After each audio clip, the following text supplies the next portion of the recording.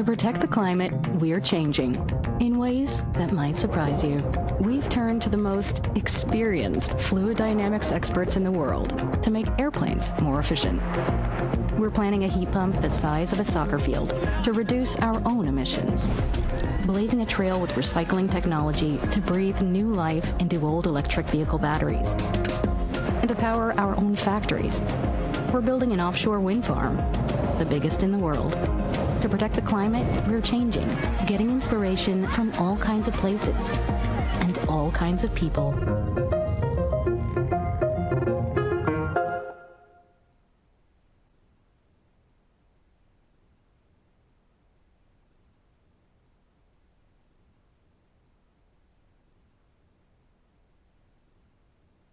Hello, everyone, and welcome to the last day of our Sustainable by Design event series. So this is our last day, but we do have two very exciting sessions planned for you today. My name is Ben Glavatsky. I'm the Sustainable Business Strategy Manager at BASF and your host for these sessions. Thank you all for attending today. Thank you for making the time for sustainability and making it a part of your day. Sustainable by Design is an event series that we are hosting during this month of April to bring sustainability awareness to the forefront. We want sustainability to be at the design phase of whatever product or service is brought to market. So let's design with the end in mind. All right, as I mentioned, today is our last day of sessions. We have our palm oil smallholder success story coming up right now, and then we have one more session in about an hour. So I hope you can tune into that as well. Just some housekeeping items. I think if you're tuning in from previous sessions, those things haven't changed, but in case someone is tuning in for the first time, there is some additional information on your console. On the right-hand side, there's a box that has information on our speakers. So please take a look at that. We also have some additional resources, whether they be links or downloadable items. So that content is there as well for you to look at. We do have the opportunity to receive your questions, so please find the box on your console for questions, and you're welcome to submit those during the course of the panel or after. But go ahead, put those into the question box there. And then finally, we do have a survey. So on the bottom, there are a few icons. On the far right-hand side is our survey. So we very much welcome your feedback. So please leave some comments there. If there's something you heard that is of interest from BASF or from one of our participants, please leave that there as well. And that's it. I think without further ado, I'd like to turn it over to Prerna Chatterjee. Over to you, Prerna. Thank you, Ben. Thank you so much. And hi, everyone, and welcome to our webinar. It gives me immense pleasure to share success stories, and especially those that we do with our partners. And today here we have with us Estée Lauder and Solidaridad, where we will be talking about our joint partnership project on the ground in Indonesia. And so with that, I'd like to introduce the speakers for today. We have with us, joining from Estée Lauder, Megan Ryan, who is the Executive Director of Responsible Sourcing. She's also been a key pillar of strength and for us for this project. We have with us Marika van der Heyden, who is responsible for corporate engagement from Solidaridad Europe. She kind of bound the entire project together with us corporations and also with folks on the ground. It was a wonderful bridge. We are very lucky to also have with us Muhammad Ali Akbar, who is the Senior Program Manager from Solidaridad Indonesia, who was truly key and the driving force of implementation on the ground and showing us how to basically walk the talk. And then there's me, Prerna Chatterjee. I'm the Senior Manager for Sustainability at BASF and also the moderator for this session. So our agenda for today, we would kick things off with giving a little bit of an introduction on the sustainable palm space and a quick overview on BASF's journey. We would then be moving over to the Estée Lauder company's palm strategies, and Megan would also introduce the project that we're going to talk about. And then, of course, we will hand it over to the Solidaridad team, who would kind of walk us through the work that we've done on the ground. And of course, after that, we would be opening up for questions. So, quick intro. If you enjoy showering or wearing freshly laundered clothes, I think you would know that a lot of those kind of products contain palm kernel oil and derivatives. The fruit that you see on the slide here, the cross section of the palm fruit, the orange part of the fruit, that's where the palm oil comes from. That goes into the food sector, whereas the inside part, the kernel, the oil from there basically goes into the personal care and home care sector. Majority of the global supply for palm oil comes from Indonesia and Malaysia. And in the past, due to unsustainable cultivation practices, a lot of deforestation occurred in this area. And I know I read a stat that said that from 2001 to 2015, for 14 straight years, the rate of deforestation was equivalent of 20 soccer fields of tropical rainforest being destroyed every hour of every day. And this is the reason why we really need to make sure that the supply chain is as sustainable as possible in order that to kind of reduce these deforestation activities. And with that, we must introduce RSPO as well. RSPO stands for Roundtable of Sustainable Palm Oil. It's a non-for-profit organization that kind of brings together all the industry players associated in the palm oil supply chain, where we kind of come together and address sustainable palm and see how we can kind of improve this area. That being said, only 19% of the global palm oil supply is actually certified by RSPO. So here again, we must kind of do our bit to increase the availability share or increase the share of sustainable palm. But I know that right now you must be thinking, if there's so much deforestation associated with this crop, or as a perception at least, why are we still sticking to this vegetable oil, right? And with that, I'd like to bring your attention to the bubble chart here. For example, you can see the colorless profile, the mildness, the correct pH that you need in your shampoo, or the detergency effect that you need in your detergents. They all come from the C12 carbon chain. And as you can see on the chart here, there are only two oils that provide the C12 carbon chain, which is the palm kernel oil, and then it's the coconut oil, right? So there's no other vegetable oil that's basically fulfilling that criteria to give you that quality. So now you must be thinking, okay, so we can maybe swap it over completely to coconut oil. Well, as we may definitely, it can be used interchangeably, but when we are trying to solve a global problem, swapping it completely over to another vegetable crop is not necessarily the best way to move forward. And with the kind of scale that we are talking about, it is imperative that we look at land use and land yield here. So on the other drop chart, when you see, you can understand that palm oil has a yield that is approximately 10 times higher than that of coconut or any other vegetable oil. So when that comes into play, we understood that it is absolutely important to clean up the supply chain, to make it as sustainable as possible, to do our best and to put every effort in order to make this as sustainable as possible, because moving away 100% is not the solution, and that's not how we are able to move forward. With that, I'm happy to share that at BASF we reached our first goal, which is to source 100% RSPO certified palm oil and palm kernel oil from 2020. And we would like to extend this goal to 2025 for our palm kernel oil and palm oil derivatives and intermediates.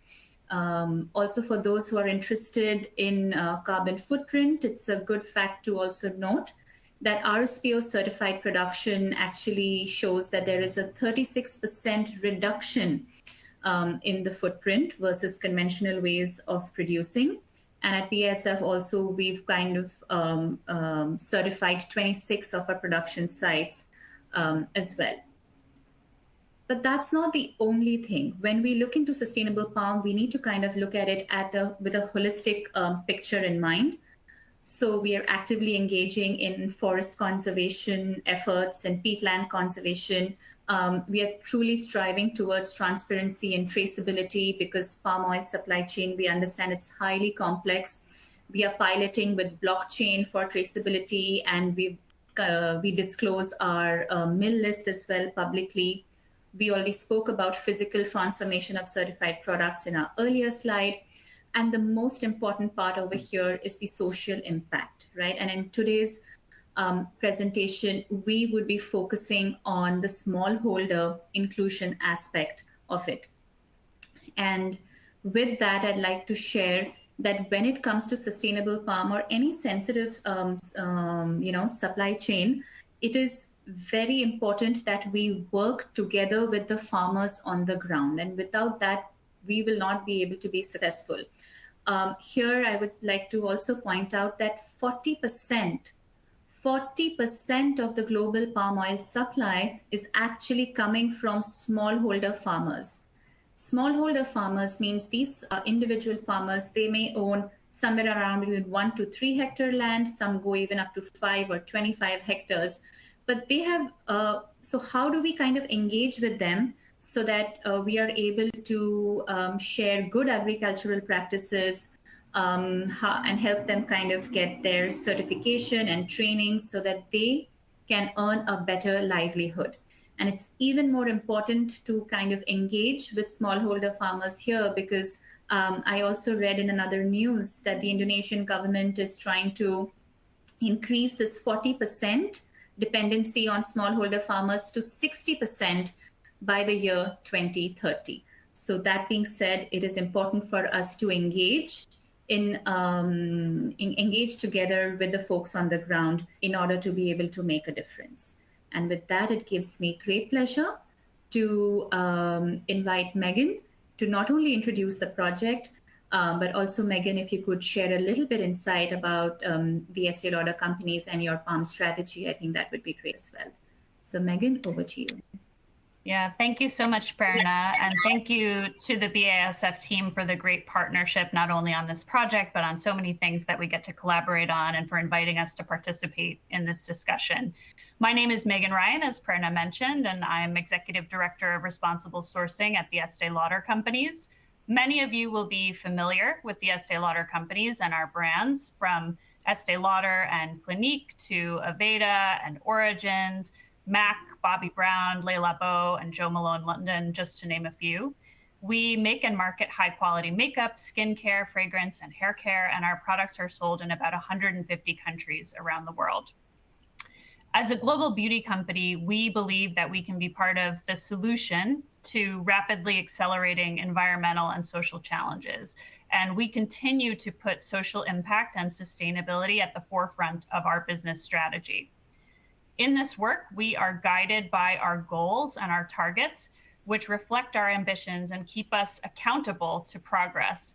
And we're also guided by our culture, which values innovation, inclusivity, and collaboration.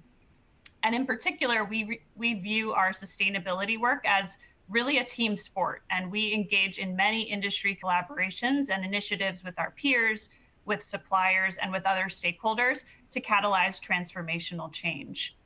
And our palm strategy is a great illustration of this, and I'll touch on this on the next slide. So to put this into context, the Estee Lauder Companies is a relatively small user of palm-based ingredients. I think the last time we calculated it, it was something like 0.01% of the world's annual production of palm oil-based derivatives. And we use these as emulsifiers and emollients and surfactants in our project. It's a quite useful ingredient, as Prerna described.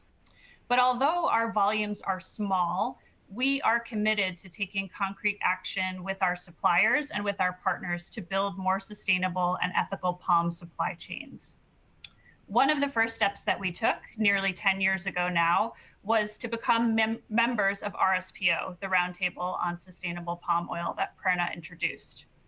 We also set firm targets to source RSPO certified sustainable palm oil, and we report on our progress every year in our sustainability report and through other outlets, including CDP.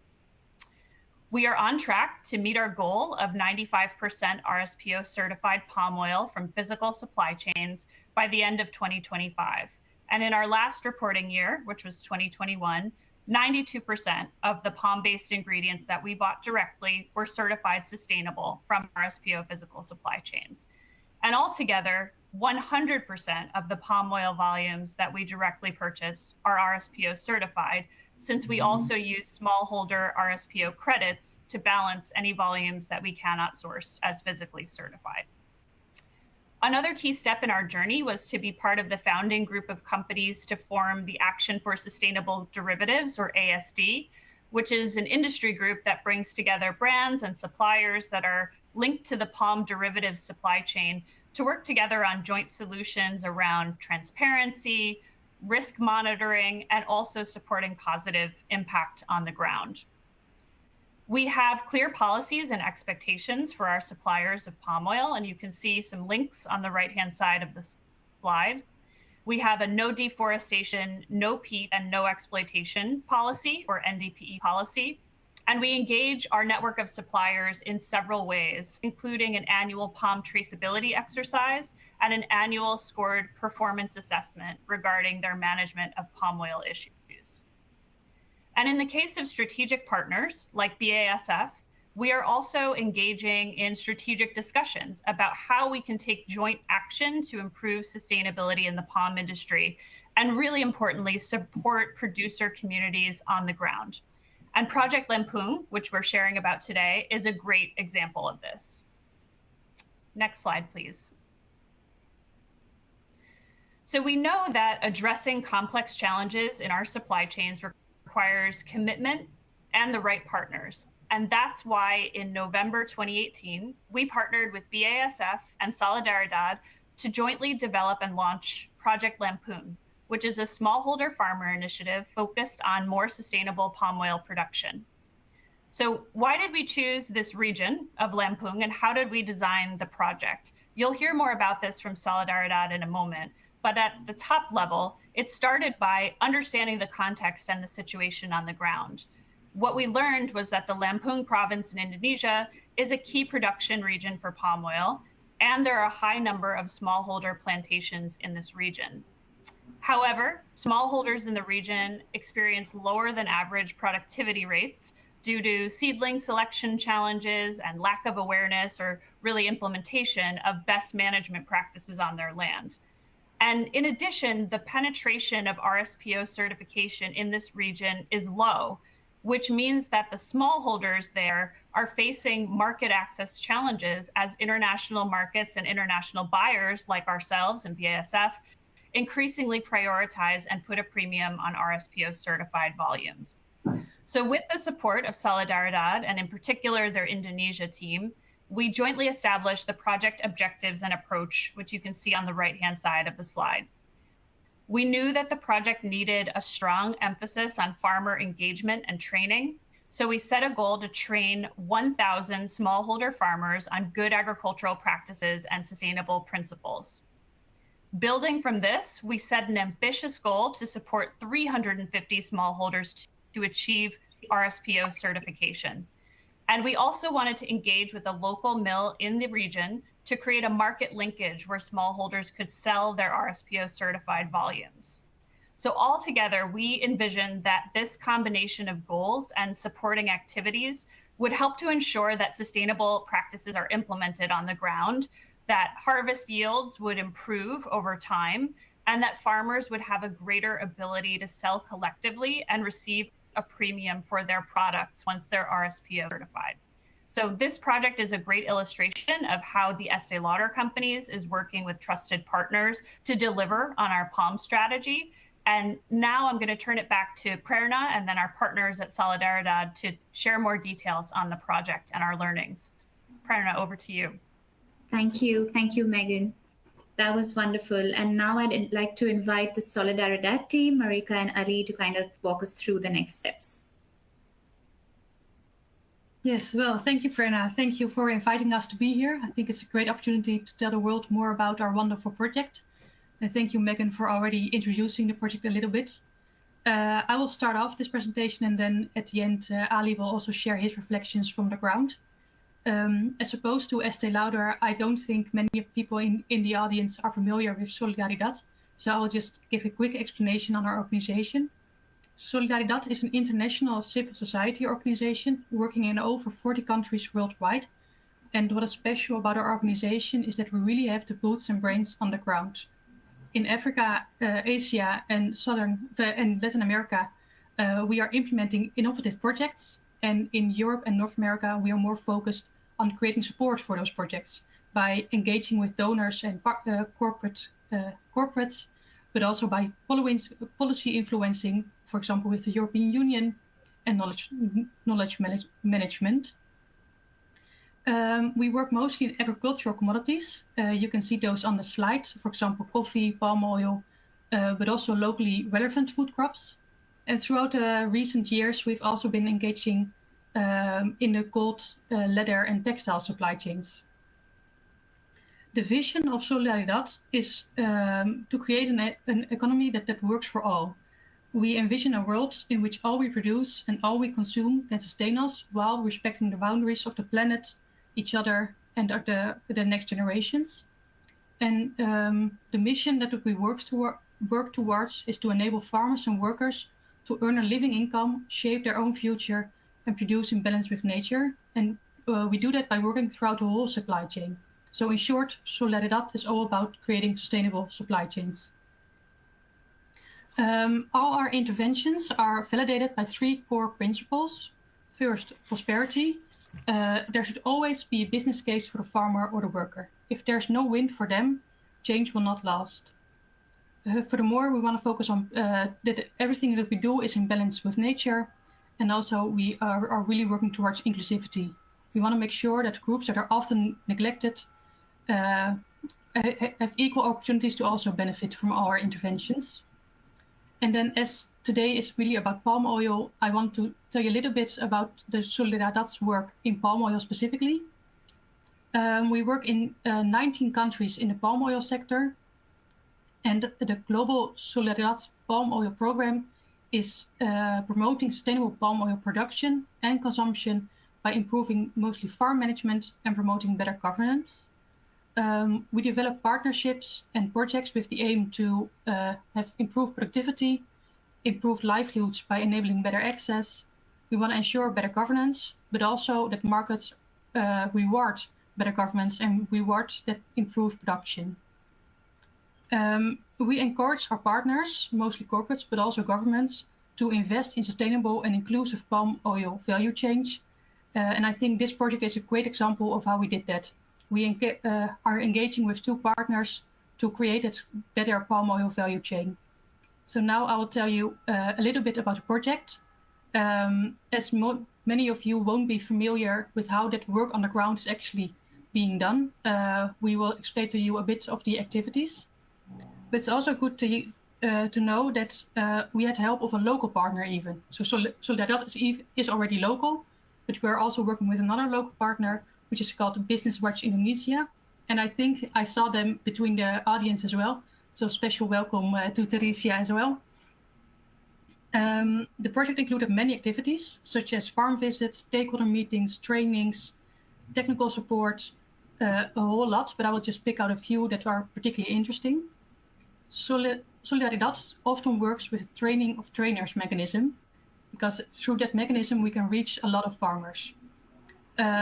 We select a few lead farmers who will become trainers, and those trainers will then train the farmers in the community. That way, the knowledge is really a community property almost, and it's really engaging the whole community, and it's less a one-time thing that Solidaridad comes in and gives training, but then there's a lead farmer, there's a trainer, he trains his own neighbors, so to say, which creates a great community engagement. For this project, we selected 27 kind of groups with all one lead farmer, can be a male or a female, and they then trained their own community members, or group members, so to say. And in the end, through that mechanism, we have trained 1,000 trainers, of 1,000 farmers, I'm sorry. And it's not that we just train the trainers and then we just say, good luck, go ahead. But we also then engage again with the lead farmers to help them give the trainings and make sure everything is going in order. And as you can see in the pictures, we call that when the lead farmer is giving a training, we call that farmer field school, because it's literally a school in the field where the farmers come together. Because it is so easy for the farmers to just go there, it is really easy for them to just join the training, and it's very easy to join for them. They've gotten trainings on the RSPO smallholder standard, because actually this project was the first time there was an NGO project in this region, and this was the first time that farmers got trained on RSPO and sustainable production. So and if you just go to a farmer saying, "Oh, do you want?" Let me start again. For farmers, it is really hard to understand what RSPO is if they've never heard of it. So part of the training is already explanation certification, is explaining RSPO, it's explaining smallholder standards. That's a big part of the training. But also they've been trained on high conservation values and why it is so important, environmental awareness, why they should not deforest, the importance of biodiversity. And they got a lot of trainings on good agricultural practices. By this, I mean trainings on fertilizer management, integrated pest management, nursery management, land clearing, all those kind of things to just have good agricultural practices, which by implementing those, they can really improve their own productivity. Ali will share later on how the farmers responded to this. Maybe if you go to the next slide, because then we go to even a more confusing part of the project. Because as I said, farmers are really not aware about RSPO and our certification as it is. And RSPO is actually quite a difficult mechanism to understand if you're very new to it. And what is good to know is that the farmers are individually certified, but the cooperative is the certificate holder. And that way they can really sustain itself after the project has ended. But RSPO really has strong requirements to such a cooperative, because they want to make sure that it's not a one-time thing, but that they can be sustained and certified over the years. But to do that, the cooperative has to have really strict internal mechanisms and standard operating procedures. That is where Solidaridad comes in with the project, because the cooperative was really loosely organized before, and now they have like standard operating procedures, internal control systems, all those kind of things is what Solidaridad helps with to set up. Furthermore, booklets have been designed and developed and distributed to other farmers, so they can also just read at home a little bit more about RSPO certification. As I said, we have coaching for the cooperative, so they can sustain it, if it can keep up with the RSPO certification. And a big part of the project is that we support farmers with obtaining the required documents, especially smallholders and smallholders in such a local area or rural area, I should say, don't have the right documents. They need plantation registration letters, they need IDs, they need land rights, land ownership documents. And that's something they often don't have or are not even aware that they should have it. So that is what Solidaridad also helps with. They engage with local governments, but also with the farmers, and just explain them how to go through this process and assist them where necessary. And then you're not even done, because if you go to the next slide, I'll show that also maps are needed. And that is something that is very technical, and people that have a lot of knowledge about palm oil cannot just create on their own, because you need the right technical devices, you need internet, you need understanding how these kind of systems work. Because RSPO is very strict. They want to make sure that all the palm oil is not produced in an area where there's deforestation or land clearing or land rights. So an environmental impact assessment is needed, but also social impact assessment is needed. And the way that is done is that the team goes to the fields and creates polygons in a map of all the farms that are becoming RSPO certified. You can see a little bit on this on the screen. You can see all the farms highlighted. And then through satellite imagery, it will be checked if there's land right disputes or if it's taking place in high conservation value areas. And this is also something that a project as the Lampung project can really help in, because this is quite expensive and very difficult to do on your own. We even needed help from a local university to just map out all the plots, because that takes quite some time. So we had a great partnership also with the University of Yogyakarta, if I pronounce correctly, who came out to help to create these kind of maps. So yeah, it was just a very quick overview, but these are kind of like activities that we do in such a project, and actually the local team did to make sure that the farmers could be trained, that there's impact, and that in the end we have 300 farmers certified with this project. And maybe Ali, I can now turn it over to you, and you can explain a bit more on how the farmers reacted to this project and what good came out of it. Thank you, Marika, and everyone.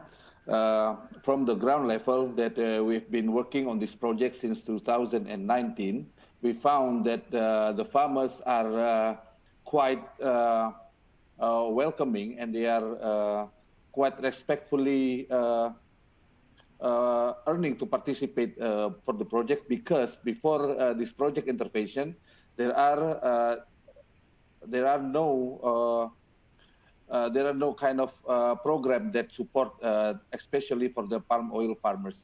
So they are very welcoming this project. They are see that this is the opportunity to increase the production and also to increase their welfare at the end in the near future. And also, besides we are working with Business Watch Indonesia, we are also working with the local partner called KTNA, whom are based in the local, and they have link with the farmers in our project areas. Their presence is also helping us to do approach for the local farmers and to give understanding about what we are doing to help the palm oil farmers. One of the examples that we find interesting from the problem on the ground is the low productivity of palm oil, because most of the farmers have no access, or they have lack of knowledge on selecting the qualified seedlings. Most of the palm oil has been planted more than 15 years ago, and the productivity considered as low because they are planting the uncertified or the not good quality seedlings. So the project coming and explain to the farmers that seedlings is very important to ensure the productivity in the long years. So that's why we are encouraging the farmers to use the certified seedlings, and we are also helping the farmers, the project helping the farmers to open the access for the seedlings, certified seedling suppliers from the reputable institution in Indonesia. And this has also has opened the understanding of the farmers to use the certified seedling for their replanting. With this facilitation of the cooperative also that has been involved in the project, the farmers now have access to the certified seedlings. So we are established the nursery for the farmers to see how to handle the certified seedlings, and this will ensure the high productivity in the future for the farmers. Overall, maybe I cannot generate all the farmers, but we found the farmers, especially the farmers that are prepared for the certification, is very welcoming about the project, and this is kind of new experience for them to gain knowledge and to have a network with other organizations and other parties to support their palm oil activities. I think that's for now, Marika. I'm handing back to you. Yes, well, I think I can also hand it back to Fernand. Yes. Thank you, Ali. Thank you so much, Marika and Ali, for giving us this wonderful overview as to how the work actually progressed on the ground.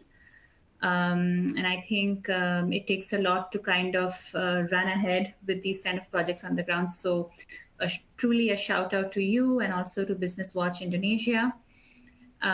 With that being said, I also wanted to let the audience know that all pictures used in this presentation are actually from the field, where you can see our workforce on the ground along with the farmers as well. So to kind of give you a feel of how that is. With that, we will open it up for questions. You can address questions to any of our speakers here through the Q&A box. We have a few that's come up, and I will be jumping right into it. Our first question that's come up here is, how did the pandemic affect the project, and what measures were taken? I think this is something that I can address already, and then maybe Ali, you could jump in as well. During the pandemic, of course, it was a tough time for folks on the ground, and the project partners, so all the companies here, kind of got together, and we provided, I would say, COVID-19 PPE kits to all of the farmers, 1,000 farmers and their families. So overall reach would be around 3,000. Where I would say not only masks, but also other protection gears, soaps, hand sanitizers, educational leaflets, and also partnered with media and local media channels to kind of spread the message of safety during pandemic, because we have a safety first mindset here. So those were the few things as measures that we kind of tried to support our farmers with. And Ali, over to you. In case you'd like to add a bit more for this question. Yes, of course.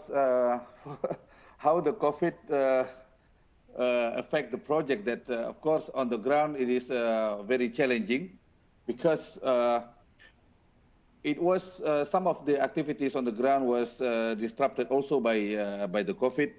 And because of the restriction costs, we cannot do the groundwork as usual, especially on conducting the farmers field school.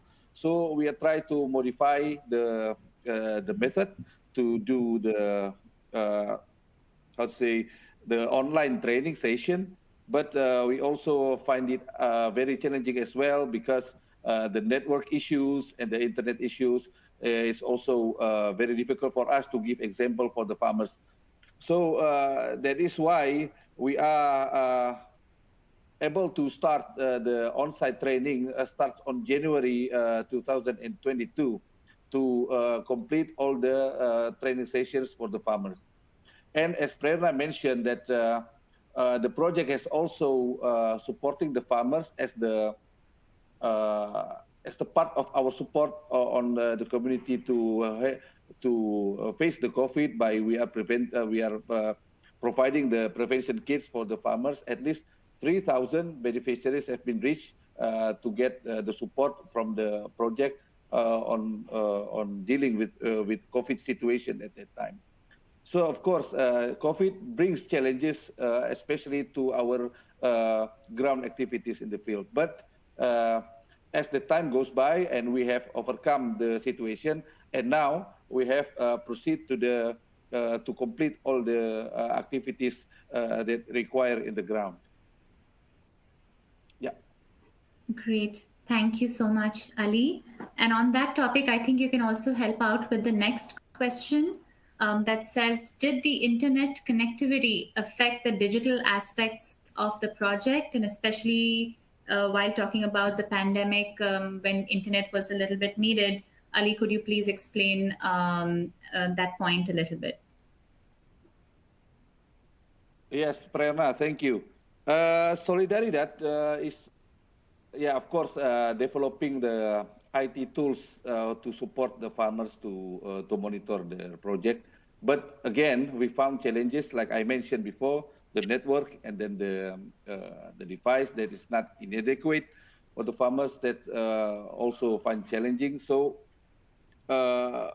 we are try to do that, but the pilot has been started, but we have not find.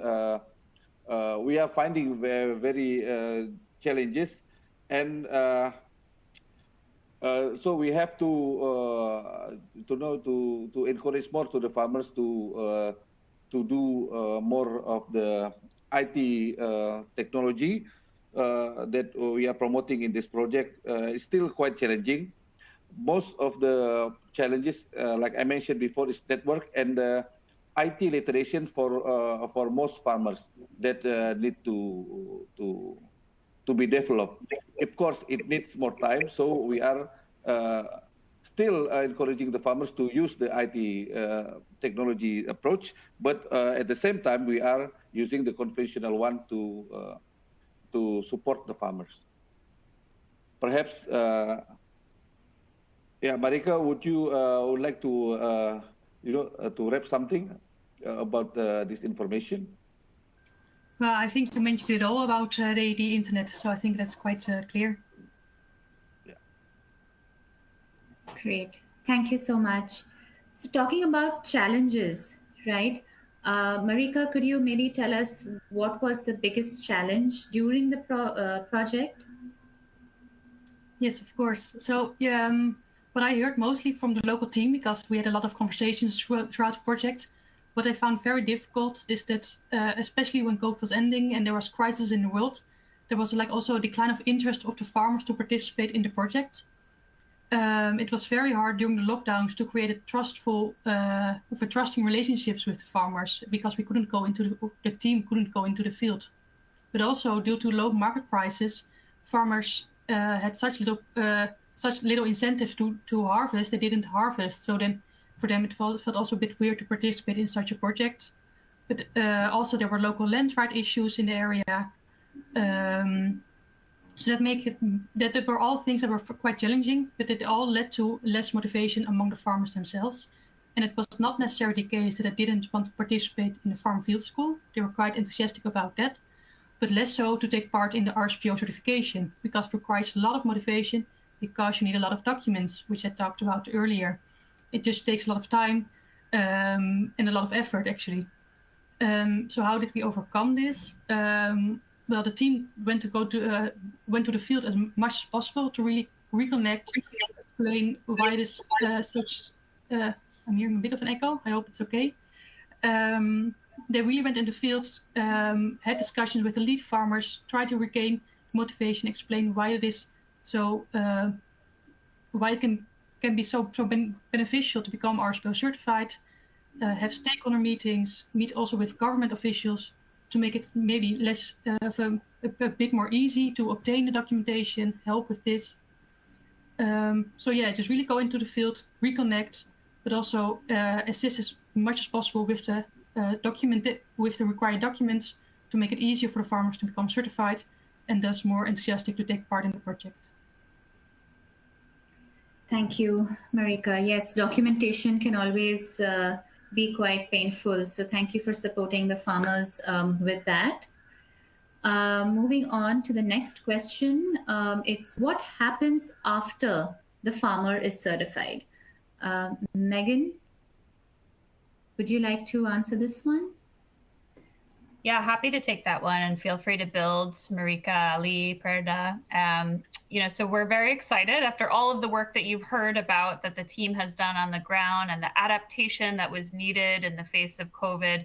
We're now at the point of the project where the farmers will undertake the RSPO audit. So it's an on-site audit where auditors are there on the ground checking that the farmers have implemented all of the practices that they've been trained on, all of the great preparation that Solidaridad and Business Watch Indonesia have helped them to do. do. And once they achieve the RSPO certification, the plan is that in this first year of certification, the farmer group is making plans to create RSPO independent smallholder credits. And I saw some questions about this as well in the Q&A, so hopefully this helps to shed some light on what these are. You may have heard of them called book and claim credits. What this basically is that one credit is equal to 1 ton of palm oil. So once these farmers are certified, the volume that they produce this year will be translated into that equivalent number of credits. And then the credits can be sold to global palm oil buyers through a transparent online marketplace that is administered by RSPO. It's called Palm Trace, and it has a website. You can go in and log on and see what credits are available, the price that they're being offered at. And as a global buyer, ELC can log on to this platform. We purchase independent smallholder credits every year to balance our palm oil volumes that are not physically certified. And we can purchase these credits from farmers, including the Project Lampoon farmers in the future. And what happens is that the farmers then receive those additional funds, the premium that's associated with RSPO certified volumes, and they can use that premium to further invest in their businesses, in their communities, in the good agricultural practices that they're implementing. So it's a great way to provide smallholder farmers a means to participate in the global sustainable palm oil market. And so we're excited that in this first year, that's going to be the next step after the farmers are certified. They'll create these independent smallholder credits and allow them to be purchased by global buyers who are looking for RSPO certified credits. I don't know, Marika or Ali, if you want to complement this. I know there's a lot more that will also go on once the project is completed and the farmers are certified, if you'd like to touch on some of these points. Yes, thank you, Megan. I think that was a great explanation about credits. And I also just, as you said, wanted to tell the audience that to really ensure long-term benefits and outcomes of the project, that the team will implement an aftercare program. So it's not the case that when the project is over on a certain date that they won't never see us again, and that's just it. We really want to ensure the long-term benefits. One way we did that is that the focus is so much on the cooperative, because they are the certificate holder and they have a crucial role to ensure that the project benefits will remain in the years to follow. So technical assistant to maintain the good agricultural practices implementation, but also institutional strengthening. We want the cooperative to really have the strength, the knowledge and the confidence as well to keep up all the mechanisms that are now put in place to ensure this long-term benefit besides the credits as well. On top of that, within this aftercare program, we are organizing stakeholder workshops to present the project results and to create follow-up support from local stakeholders, either males but also the local government, which plays a crucial role. So and then once the activities are completed, it's not that we say, or the local team says goodbye and they will never see each other again. The team, and especially Business Watch Indonesia, will remain in contact with the cooperative and the farmers to monitor and provide assistance where needed. Great, thank you so much. So moving on to something more positive as well. I mean, this was great.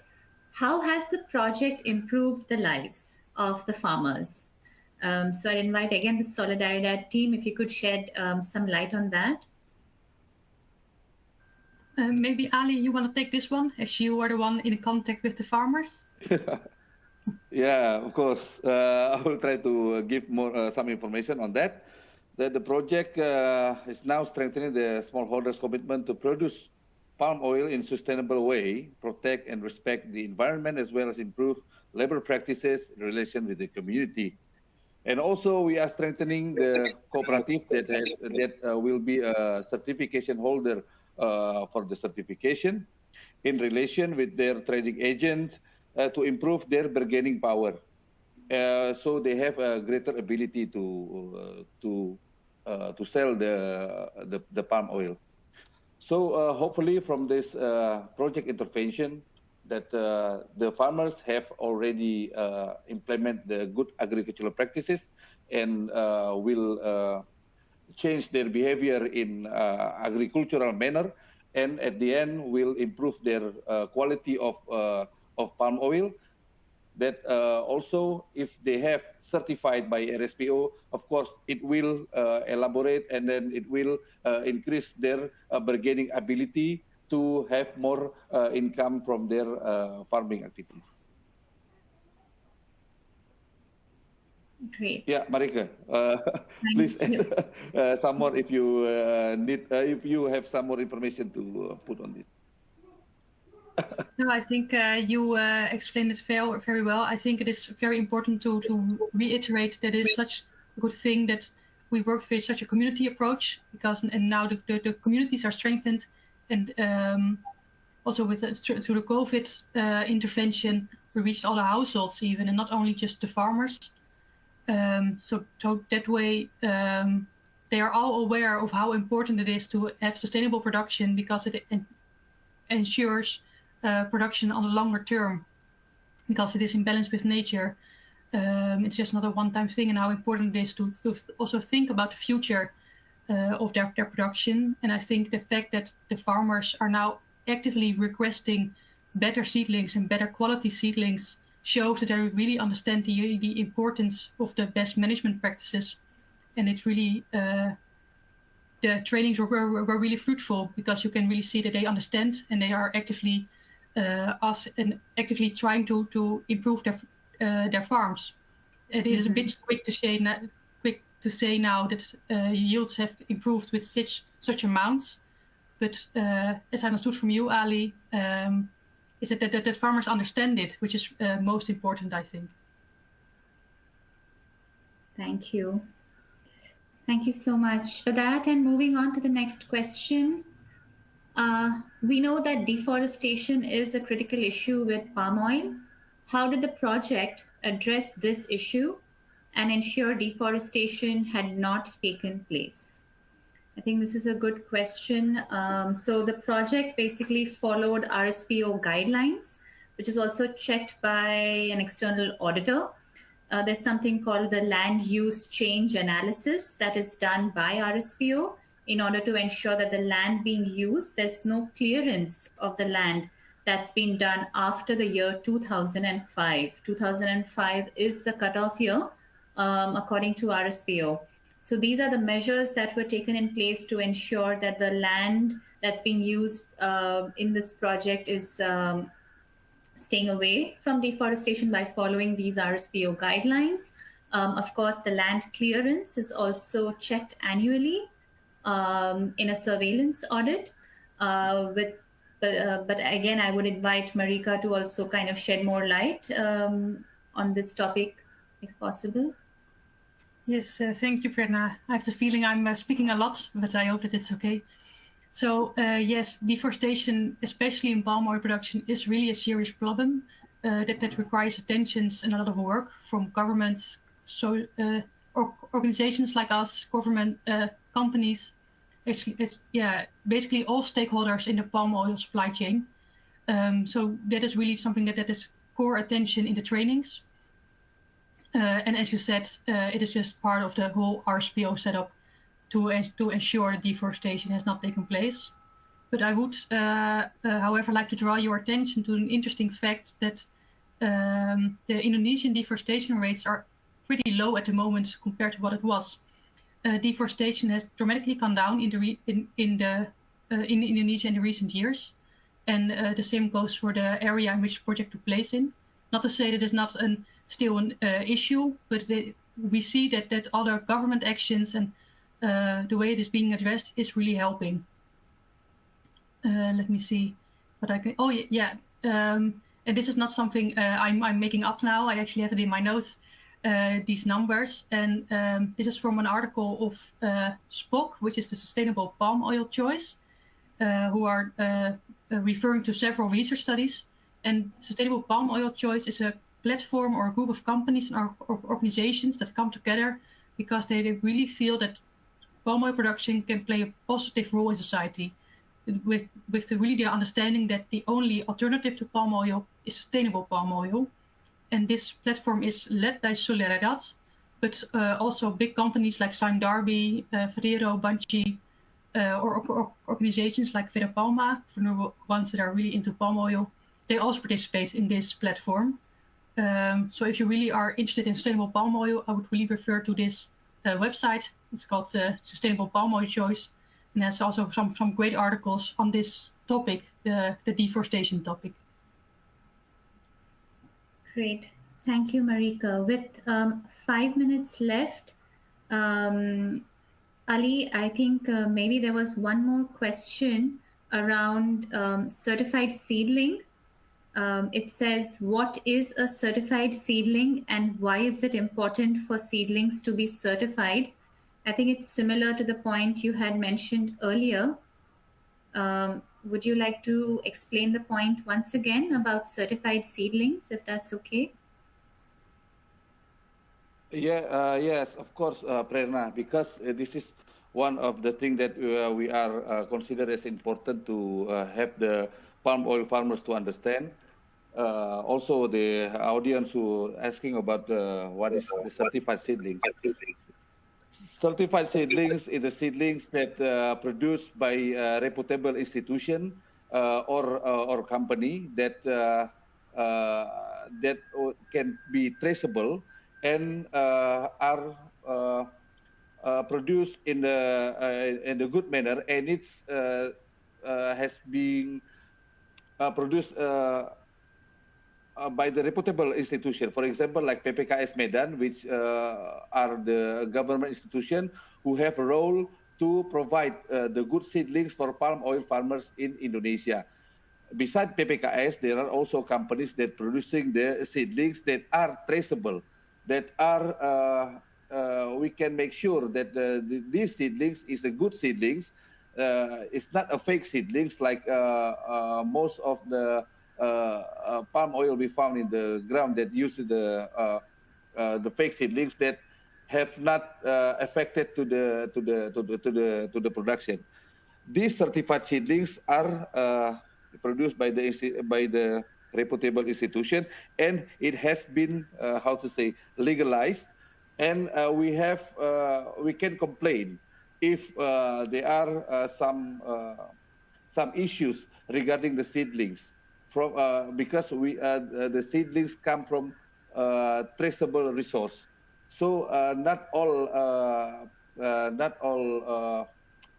people can produce seedlings because it has to be handled with prepare and also being certified.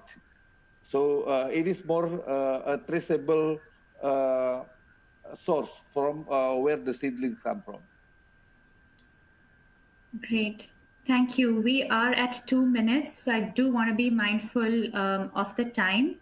Marika, there's one last request. Can you please repeat the name of the website you just mentioned? Oh, yes, it's Sustainable Palm Oil Choice. Great.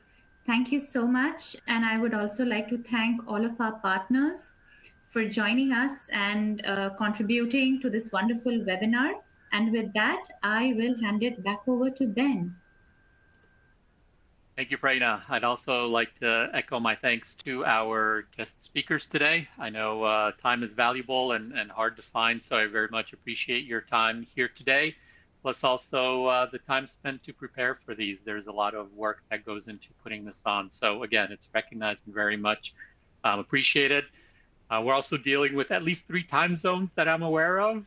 So we're, 6 hours and 12 hours ahead in some cases. So I also want to thank those that are participating at perhaps odd hours. I guess mostly directed at you, Ali. I know it's late for you, but thank you for being here. Very much appreciate your perspective on it. Being in a very much different part of the world than some of us are in. So again, thank you to our speakers.